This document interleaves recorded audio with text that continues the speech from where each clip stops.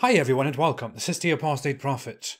There is currently this big notion going around that there is a war on Islam, that France is at war with Islam, or that Islam is under attack. And that is because of the recent incidents, because of the cartoons in France. This notion that there was this Islamophobia problem and that Islam was under attack was spread by Islamic scholars like Yasser Qadhi or Zakir Naik, or by presidents and politicians like Erdogan and Imran Khan, or by simple apologists. There is no question that such a notion is complete nonsense. It is very simple. There is no war on Islam. There is no Islamophobia crisis. There is no Islam crisis. Islam is not under attack. France is not attacking Islam. Europe is not attacking Islam. What is happening is that Islam is, again, as always in history, in a crisis. Islam is always in crisis mode, always in defense, always claiming that others are attacking Islam when Islam is attacking others instead. The current scandal, the current situation, the current chaos that is going on is not because France or people in France or papers in France decided to attack Islam. It is because Islam became sensitive, loud, and violent. Charlie Hebdo, which published these Muhammad cartoons, received global attention in 2015 when the headquarters of Charlie Hebdo were attacked because they published Muhammad cartoons, and Islamic terrorists wouldn't allow them to publish Muhammad cartoons. The issue is that up until that point, the vast majority of Muslims in the world had no idea about Charlie Hebdo. They had no clue about those precious Muhammad cartoons, like this one. Muslims around the world only learned about these cartoons after Islamists reacted with violence and took lives. And then, instead of condemning the violence, Muslims around the world, including Muslim leaders and scholars, demanded that Charlie Hebdo should stop its activities and that the French government should do something about it. And the same thing is happening now, but in a much worse way, it looks like. Now, a teacher was decapitated, and other elderly people were killed, again over these cartoons. And instead of unconditionally condemning that, Muslim leaders and scholars have come out talking about a war on Islam. It is very evident that they are far more outraged about the cartoons than they are about the decapitating of people in the streets of France in the name of Islam, which to them is trivial.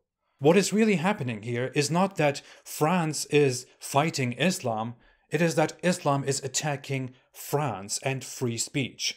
Charlie Hebdo is a satirical magazine that published so many publications before. They have existed for decades. And in those decades, Charlie Hebdo made publications, offensive cartoons about a wide range of things that people hold sacred and dear. They have published cartoons about Muslims, about Jews, about Christians, about Jesus, Muhammad, Moses, Mother Mary, French politicians and leaders, Obama and Trump and other politicians around the world, the Pope, about religion and religious figures in general, about Nazis, about Israel. So they have published satire about numerous things. And when Macron said that cartoons are a part of France, what he meant was that. What he meant was not that France must attack Islam. What he meant is that the right to draw these cartoons is a value that is dear to France because it symbolizes, it signifies free speech, which is very important in France. In France and in Europe in general, in Enlightenment and post-Enlightenment cultures, the idea of expressing your thoughts and your criticism freely is extremely important. You are supposed to be allowed and encouraged to criticize ideas from top to bottom of the society. You are allowed to criticize all kinds of ideas and beliefs that people have, that are in power or not. And when you criticize ideas, that criticism also includes satire, which is an important, significant part of basic human behavior and of literature, especially in Europe. Through satire, people naturally express that they disagree with something, and especially if that certain thing with which they disagree is sensitive, or if it is in power, then people tend to use offensive humor to express their concerns and their complaints about a certain thing, about a certain dark or bad thing in a cheerful way. It is supposed to provoke thoughts, supposed to get a reaction in order to include people into a conversation that they may not be otherwise ready to have, that they may otherwise not be wanting to listen to. But satire doesn't always work. As said, Charlie Hebdo published cartoons about so many things, and most of the time, people ignore those cartoons. Among all the different cartoons that Charlie Hebdo made, terrorist attacks and killings came as a reaction to those cartoons depicting Muhammad. And what happened as a result?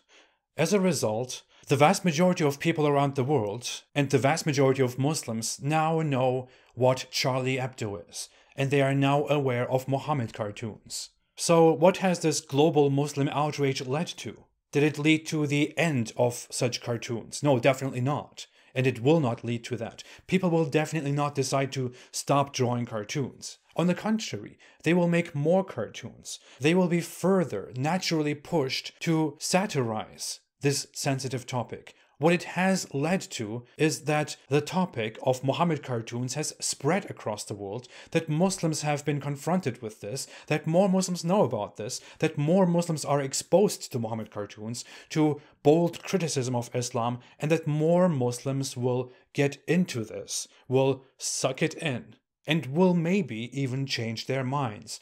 Because satire works for many people, even if it doesn't work for you, even if you think people should be killed over that.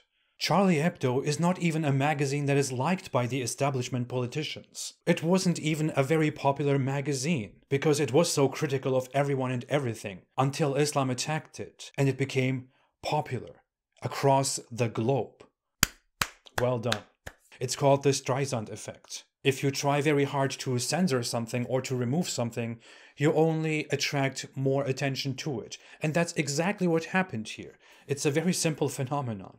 Maybe respected Islamic scholars, Muslim leaders, and poor Muslim apologists should think about this a little bit further before they take their next actions. So let me clarify this and make this simple. When Macron defended these cartoons, and when France projected these cartoons onto French government buildings, they didn't just project Muhammad cartoons and cartoons that target Islam. They projected cartoons that depict Jesus and Muhammad and Jews and all kinds of religious figures and political figures. That's because Macron and France are not at war with Islam. Islam is at war with France and with cartoons. And it doesn't have to be. It is Islamic scholars, Muslim leaders, Muslim apologists who wage this war, and they can end this war. Maybe if people cared more about human life than about the image of Islam, then Islam wouldn't be at war with cartoons, and cartoons wouldn't look like they are at war with Islam. Thanks for listening. Have a great day and stay away from Islam.